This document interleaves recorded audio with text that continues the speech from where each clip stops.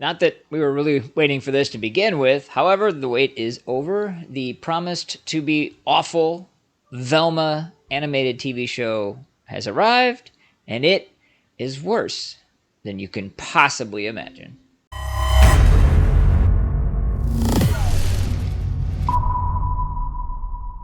Well, the show wastes no time whatsoever in diving into awfulness. This is how it starts. And this is my origin story. Sure, normally origin stories are about tall, handsome guys struggling with the burden of being handed even more power. And there you go. Boom. Right there. About men being handed power. Unbelievable. No mention of the fact that it might have been earned or anything like that. Nope. It's given. Okay, so now we get to go to the high school where all the kids in Velma apparently go. It is clearly a trash heap. Not just the trash, but the walls are dirty and everything else. And just to prove that this is an adult show, we get this little treat. Ugh. This school sucks.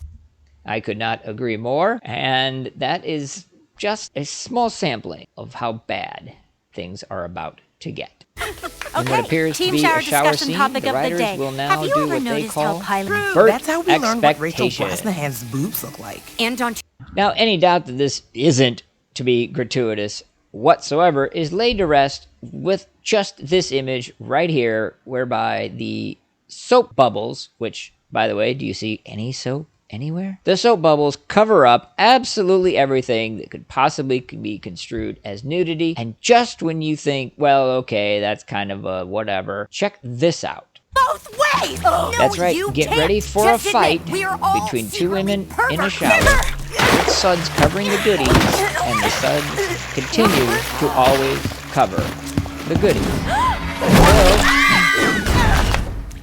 And even being flung in the air is not enough.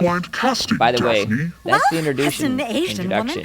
I had to roll this back because I glossed over something. So I'm going to be quiet here, but listen to what Velma in her little hoodie gangster outfit says when she interrupts this fight. And how do you feel about race-blind casting, Daphne? What? She asks Daphne what she thinks of race-blind casting, because that's a question that definitely would be asked in a high school, in a women's locker room, after a fight was broken up. The only thing more cringeworthy is Daphne's answer. As an Asian woman, I, think it's cool. I mean, not to oversimplify a thorny issue, but everyone loves it when white people play Jesus or a professional boxer. Why can't it ever go the other way, right? And there you have the most insane, insulting, ridiculous cell phone of the writers ever. No high school conversation ever went that way. Ever. This is just them preaching to what I hope is a minuscule audience. So in keeping with the theme of the writers interjecting their ideas into that, this is their concept of a police office and what they think of the police. The building is obviously in disarray and shambles. There are what I'm guessing are supposed to be prostitutes standing outside not going arrested. There is, of course, a homeless man off to the right, and then a guy pissing on the police station as if it couldn't be less subtle. We're now introduced to the two detectives that are, on the case. One, of course, is Daphne's mother, and Velma basically yells at them for not trying to find her missing mom, and then we get this wonderful interaction. Dia! Her name is Dia. You know what? We're done here. Peace. Unfortunately, we're not done here, Velma. Again, the writer's concept of police is staggering. First and foremost, the suspect does not get to be like, oh, we're out of here, I'm leaving because I am, strong, empowered female. And if they by chance do, the cops don't just draw guns on them instantly. We now get introduced to Fred. I'm going to let this play out so you can savor it. Oh, hey, Fred. Do I know you? It's Velma from school. You cheat off me in Spanish because you think I'm Mexican. Maybe. I have a disease where I can't recognize people who aren't hot. My doctor says it's basically sickle cell for rich guys. Is it called rudeness? It is. You're, like, smart. Oh, wow. Thank you. Yeah, not a compliment. Anyway, have you seen Daphne? She texted... Oh, Fred, thank God you're here. Brenda's? Into me. Nah, I know. I'm caliente, as this one's people would say. No. So there you go. They attempted to set some sort of record for the most amount of idiotic, awful, stereotypical, anti-male traits they could possibly combine into one person in Fred. Ostensibly and traditionally the leader of the group, so we gotta go out of our way and make sure we destroy him. I had to include this just so that you don't have to watch the whole thing. This alone almost made me want to throw up. We now get introduced to Velma's father, so that would be a male, and so you gotta know he's not gonna be good, but this is how they introduce him. Velma, I love you, but I'm a lawyer, so trust me when I say this. People only think you murdered Brenda because you... We're voted most revengey in the school yearbook. I know. Oh, those yearbook guys have no idea what's coming to them.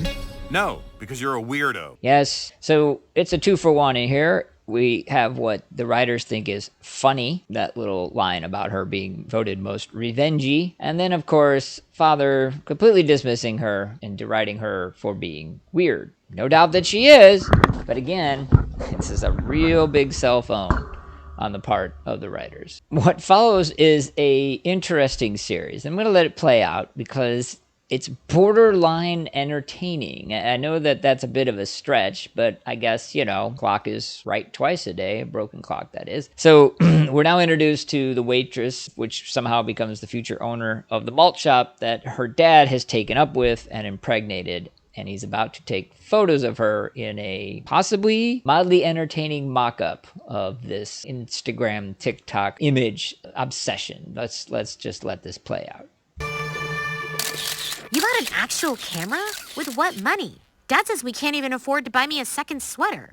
Okay, sorry. That's supposed to be funny. It's not. Also, he's a lawyer, so they should have money. Oh, God! I know, but it's about priorities. You need a real camera to capture real, unmanufactured Some moments. of these are not too bad, but there's one. I had to go prepare myself for prison. Not that you fun. care. Velma, real talk, Shiro to Shiro. People only think you're a murderer because you're a that's not creepy bad. loser. Bump ahead. But that will change tonight when you become a glamorous waitress at Spooner's Malt Shop. And I did step over it a little bit, but she basically said that she's a weirdo, and that's why no one likes her, but she's going to become a waitress. What we have next is, to the surprise of no one, the further emasculation of Fred. I present for your viewing displeasure. You're not real. You're not real. You're not real. I am real! A real man, Father! Who are you? If I tell you, will you remember? I have an illness! What are you doing out here, Fred? I guess since you're a stranger I'll never see again, I can tell you. I'm trying to pull myself together so I can be the man my father expects me to be. Zam, Dilf City. Sorry, continue. No, I get it. And I want to be as manly as him, but since Brenda died, I can't stop crying like a total puss. Well, they got the total puss part right, so I guess I can give credit for that. So, surprise, surprise, Fred is not a big manly man, but a complete wuss, and it's all because of daddy issues. Can you get less original? And now is the moment that no one has been waited for, and we knew that was coming. We get introduced to the racially swapped, intellectually swapped, everything swapped Shaggy. There you are! Norville? What the hell? You didn't answer my VMs, voicemails, and then my dad... Yes, so not only is he black, and not only does he have a different name, but he's also somehow, some way obsessed with Velma, and think that it's a joke that he says that VM stands for voicemail. I'm not going to subject you to any more of this torture. What's up next is, once again, the writer's cell phone, as they think that this is all it takes to be popular in high school. Wow. Are you an exchange student from a more sexually liberated country? No, it's Velma.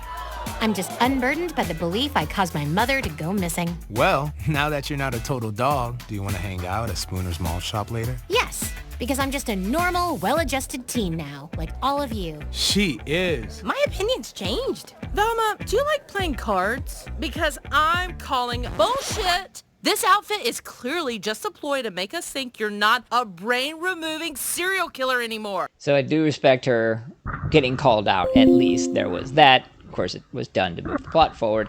But again, the staggering, like, idiocy of the people that write this cannot be denied. I mean, they think that just, putting in a new outfit and going along with the crowd is A, the way to be popular, but B, it's a bad thing. Because, of course, they didn't do it when they were in high school. What follows here, though, is a really idiotic sequence that just has to be seen to be believed.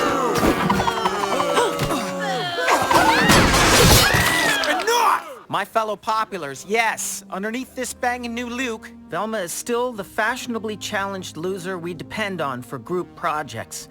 But last night, we spoke. And yes, while it was awful, I learned this is not a creature capable of murder. Nay, it is just a scared little boy who wants our friendship. Yep, that's right. There's almost no point in breaking this down. For some reason, someone is able to expertly throw a paper cutter, caught one-handed by the stud Fred, who was, of course, completely emasculated earlier, but, when the plot needs it, oh, he's a total stud. Cuts a guy's leg off without any screaming, yelling, and even does this idiotic speech where they just can't let it go. He's got to insult Velma by calling her a boy, and then everyone cheers on his rousing speech, including the guy who got his leg cut off. And yes, you can go and play this game of, oh, look, it's not supposed to be taken seriously. It's just a silly little cartoon. But again, this is supposed to operate in the real world, right? So there would be consequences for these actions. So ultimately, through a bunch of convoluted bullshit I'm not even going to waste your time with, Velma thinks that Fred is the one who killed Brenda. She goes to his house. She starts having these idiotic panic attacks. She's got Norville to give her the ride, and she's talking to him on the cell phone because, and this is an exact quote, he's bored, okay? And then this exchange occurs, and again, the cell phone by the writers is staggering. The big one. Stop! You can't die! Why? I'm weird and no one likes me. That's not true. Yeah, it is true. I like you. Like. Wait, what? No, you don't. You're like a brother to me. So this is perfection. The guy that is actually into her, actually likes her for who she is, because she's not attracted to him, is a joke. And yet, the whole cell phone of this is that these women, these female writers, are pining away for the Fred, because Velma even did it in an earlier episode despite his actions. So again, the message is very clear. If he's hot, anything is allowed and forgiven. If he's not, he's a joke. Despite the fact that clearly one is much better for them than the other, but it goes on. It's hilarious. Wait, Norville, your joke worked, you genius. Keep making me laugh. I wasn't joking! Your face is why I get up in the morning! That's perfect. One more time should do it. Make it super cringy. You're the main character in all my dreams. Okay, stop. I'm peeing. Norville, it worked! Yes, that is the solution to her problems, is to belittle a man pouring his heart out to her, and that is what makes the guilt go away. Wow. So now, after Velma goes through the camera and finds out that there wasn't anything incriminating, Fred busts through the door, and if you thought that they were done emasculating him, oh, you haven't seen anything yet. Brenda also photographed this. Wait, your secret is you're hairless? If I was hairless, I'd literally wear a bikini to school every day. I'm not hairless, Velma. I haven't finished going through puberty yet. Yes, that's correct. It isn't enough just to emasculate him. We have to say that this uber male in the original version, and not even that honestly, hasn't even gone through puberty yet. He's that much of not a man, if you can possibly believe that. So they have a little exchange where Fred again pines for his father's acceptance, ultimately then decides that he is going to do something to Velma that he did to Brenda when she found out that he hadn't gone through puberty. And yes, of course, it's never good. This is how it unfolds.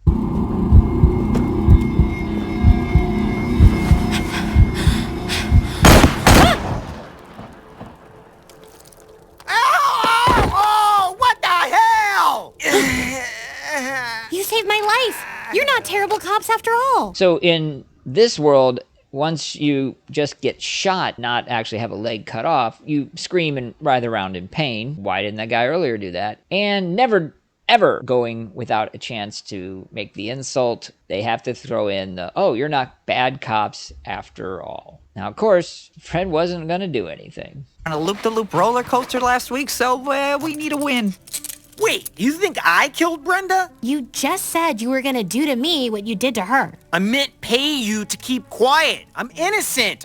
Yeah, pretty obvious from the get-go that it wasn't Fred. And with that, pretty much wrap up this episode. So there you have it. The, quote, adult version of, Scooby-Doo, Velma, that wasn't really adult. In fact, made an effort to not be adult. Threw in a couple curse words, no nudity, even the gore was low level. But it was made for absolutely no other reason, and surprise, surprise, we knew this from the get-go, than to push the message. The only question that remains is, have they finally hit bottom? Is this the absolute most god-awful worst thing ever? I mean, we've got some pretty stiff competition with She-Hulk and Willow, but this, I don't know, this hurt. Once again, I watched it so you don't have to. But if you did, or if you saw something in there that you felt activated a little something in your brain, please drop a little word in the comments below.